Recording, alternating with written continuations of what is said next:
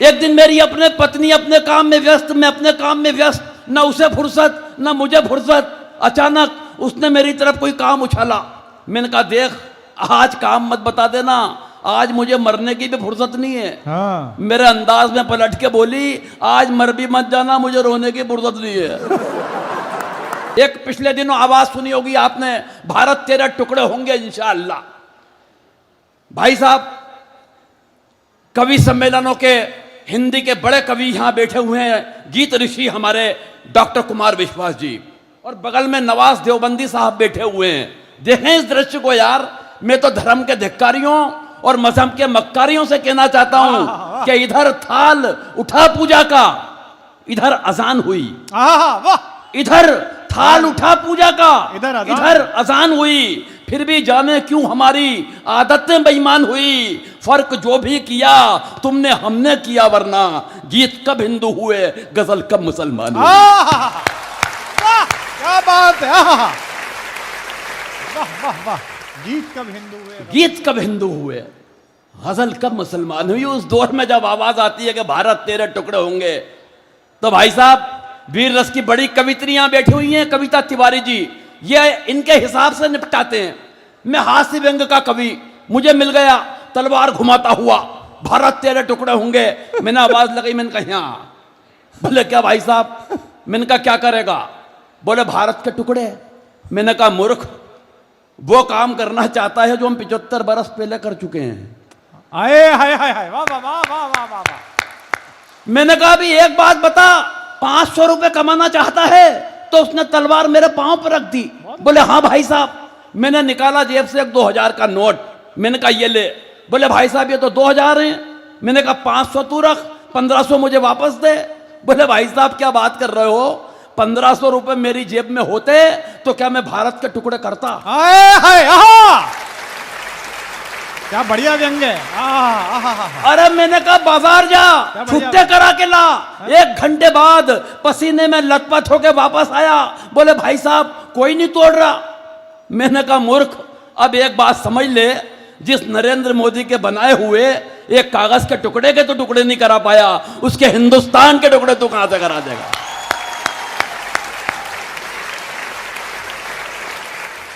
ऐसे भी समझा सकते हैं, लेकिन फुर्सत निकालकर इतने लोग कवि सम्मेलन में आए हैं, ये निश्चित रूप से कवि सम्मेलन की और हिंदी कविता की जीत है साहब। वरना महानगरों की हालत खराब है, किसी के पास फुर्सत नहीं, किसी के पास। पिछले दिनों मुंबई एक कवि सम्मेलन में गया। कवि सम्मेलन के अगले दिन जुहू बीच पे घूमने चला गया। मैंने देखा एक महिला एकांत में दहाड़े मार के रो रही। मैं उस महिला के पास गया, सहानुभूति पूर्वक तरीके से उसके कंधे पे हाथ रखा। मैंने कहा बहन जी क्या बात है, क्यों रो रही हैं? तो वो उछल के खड़ी हो गई, आंसू पोंछ लिए। बोले कुछ नहीं भाई साहब, पिछले महीने पति ने मारा। मैंने कहा पिछले महीने मारा और आप आज रो रही हैं? बोले फुर्सत ही नहीं मिली। मैं कहना यह चाहता हूं कि महानगरों में रोने की फुर्सत नहीं है, मगर आप हंसने के लिए फुर्सत निकाल के आए, मैं आपको प्रणाम करता हूं। और वाकई फुर्सत का ये आलम है साहब। एक दिन मेरी अपने पत्नी अपने काम में व्यस्त, मैं अपने काम में व्यस्त, न उसे फुर्सत न मुझे फुर्सत। अचानक उसने मेरी तरफ कोई काम उछाला। मैंने कहा देख, आज काम मत बता देना, आज मुझे मरने की भी फुर्सत नहीं है। हाँ। मेरे अंदाज में पलट के बोली, आज मर भी मत जाना, मुझे रोने की फुर्सत नहीं है।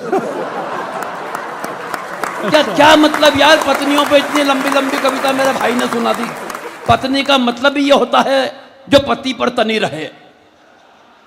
हाँ हिंदी में, अंग्रेजी में बोले तो wife, WIFE, without information fighting every time. पत्नी पे साहब कविता वही लिखता है जो कुंठित होता है, जिसकी अपनी पत्नी से अंडरस्टैंडिंग अच्छी नहीं होती।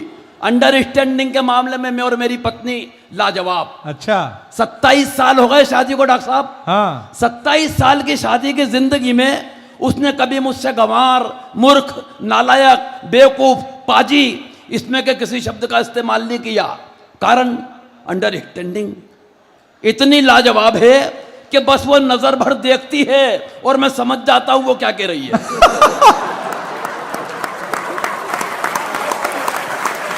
अच्छा है। सही बता रहा हूं। एक दिन मेरे सर आ गई, बोले देखो अमिताभ बच्चन क्या गजब का एक्टर है, क्या कलाकार है, क्या आर्टिस्ट है। मैंने कहा क्या कर दिया? बोले शराबी पिक्चर आ रही है टीवी पे, पूरी फिल्म में एक बूंद शराब की पट्टे ने नहीं पी, लेकिन जो एक्टिंग की है वो कितनी कमाल की है। मैंने कहा मूर्ख औरत, उससे बड़ा एक्टर मैं। बोली कैसे? मैंने कहा 27 बरस से रोजाना पीने के बाद जो नहीं पीने की एक्टिंग मैं करता हूं। यार ताली कमजोर हो रही है आपकी थोड़ी। ये मेरा आपसे सिर्फ जुड़ने का क्रम चल रहा है। अब मैं डॉक्टर साहब ने जैसा बताया व्यंग का कवि हूं, मैं व्यंग की एक कविता आप तक पहुंचाना चाहता हूं। उत्तर प्रदेश है और बता रहे हैं कि बड़े ज्ञानी लोग यहां बैठे हुए हैं, मैं तो जानता हूं। ये तो वो लोग हैं जो विज्ञान को फेल कर दें, वैज्ञानिक को फेल कर दें। हाँ। पिछले दिनों न्यूटन ने एक नियम बताया, इंग्लैंड के वैज्ञानिक ने, कि अगर कागज पे वजन रख दो तो कागज हिलता नहीं है। एक कानपुरिया बोला कि भाई यहां कानपुर आके देख, यहां कागज पे वजन रखने के बाद कागज हिलता है। अच्छा है। ये हैं हम। कितना बारीक। कोरोना की बात कर रहा था मेरा भाई, हमारे कोरोना में वार्तालाप बदल गए। सही बता रहा हूं। हम ये भी भूल गए कि हमारे बच्चे भी मौजूद हैं। वो एक भाई साहब ने 2 मास्क पड़े हुए थे टेबल पे, तो अपनी पत्नी को आवाज लगा के पूछा, क्यों जी इनमें मेरा मास्क कौन सा है? पत्नी बोली, वो जिसके अंदर अंदर लिपस्टिक के निशान नजर आ रहे हैं वो तो मेरा है। बहुत बारीक था यार थोड़ा बारीकी भी समझोगे तो मैं व्यंग लायक कर रहा हूं आपको। सही बता रहा हूं। अभी मुझसे विकास भाई पूछ रहा था कि भाई साहब पत्नी इज्जत नहीं करती, क्या कारण है?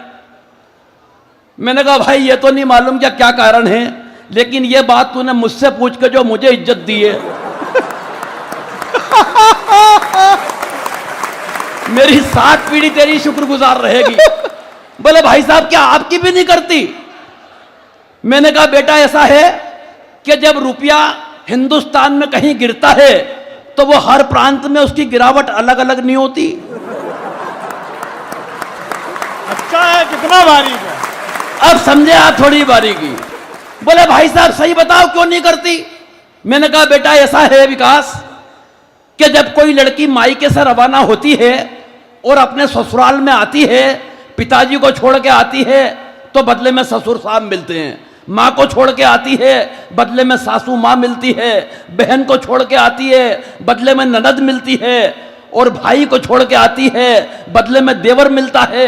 मगर ऐसा क्या छोड़ा कि तू और मैं पल्ले पड़े?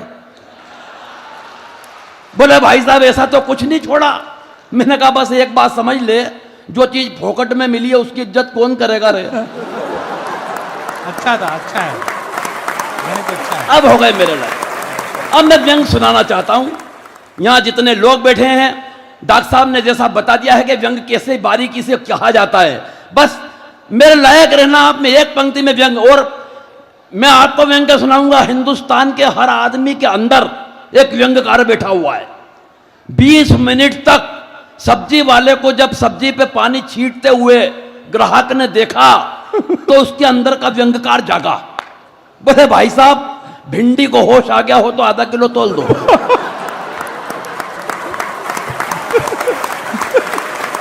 आपकी तालियां बता रही कि आप व्यंग समझ रहे हैं। अब सुनिए आप। आ गया भिंडी को होश। कि एक दिन खुल गए शहर के भाग हमारे। एक मंत्री जी शमशान घाट के उद्घाटन के लिए पधारे। बहुत अच्छे। बहुत अच्छे। बढ़िया कविता है। दूसरी पंक्ति व्यंग की पकड़ लेना, मुझे बता देना लोगों के व्यंग पहुंच रहा है। हाँ। एक मंत्री जी शमशान घाट के उद्घाटन के लिए पधारे। उद्घाटन की पहली रस्म पूरी कराई गई। एक जलते हुए मुर्दे को बुझाकर मंत्री जी के हाथ से अग्नि दिलाई गई। हाय हाय वाह, क्या बात है। वाह वाह वाह गोविंद, बहुत अच्छे। क्या व्यंग है। एक जलते हुए मुर्दे को बुझाकर अच्छी कविता है। मंत्री जी के हाथ से अग्नि दिलाई गई।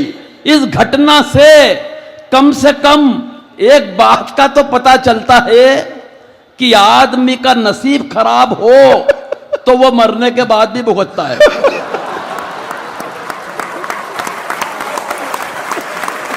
आदमी का नसीब खराब हो तो वो मरने के बाद भी भुगतता है। पंडित जी ने कहा, श्रीमान कृपया क्या इस दिशा में आके अग्नि दिखाएंगे? ये अद्भुत है, और व्यंग की अगली पंक्ति पे नहीं कहूंगा साहब के ताली बजाना। अद्भुत है, अद्भुत है। एक पूरे सदन से दावा करता हूं कि रोक के बताना, हाँ। लेकिन अगर मन करे तो फिर जितनी तालियां मिल सके मुझे आखिरी तक मैं जीवन की सर्वश्रेष्ठ पंक्ति व्यंग की आपके हवाले करता हूं। हाँ गोविंद, पंडित जी ने कहा, श्रीमान कृपया क्या इस दिशा में अभी आकर अग्नि दिखाएंगे? मंत्री जी भन्ना कर बोले, आग कहां और कैसे लगानी है मुझे क्या आप समझाएंगे? जिंदाबाद। हाँ हाँ हाँ हाँ, तालियां थोड़ी कम थी, क्या लाइन है, वाह। आग कहां और कैसे लगानी है हमें अब आप बताएंगे। आग कहां और कैसे लगानी है मुझे क्या आप समझाएंगे?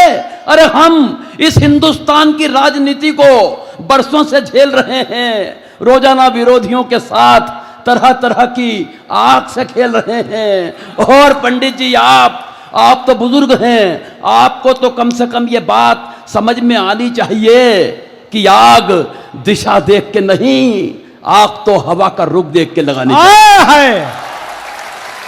क्या बढ़िया बात है, वाह वाह वाह वाह वाह। आग तो हवा का रुख देखकर लगानी चाहिए। अरे इन मुर्दों से निपटने की हमारी समझ को आप बेवजह नजरअंदाज कर रहे हैं। अरे पंडित जी, वो हम ही तो हैं जो 75 बरस से इन मुर्दों पर राज कर रहे हैं।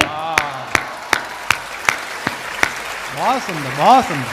75 बरस से इन मुर्दों पर राज कर रहे हैं। काश मंत्री जी को पेट की आग और चूल्हे की आग के बारे में भी कुछ पता होता तो दोस्तों इस हिंदुस्तान का नक्शा कोई दूसरा हुआ होता। बहुत अच्छे गोविंद, कमाल की कविता है।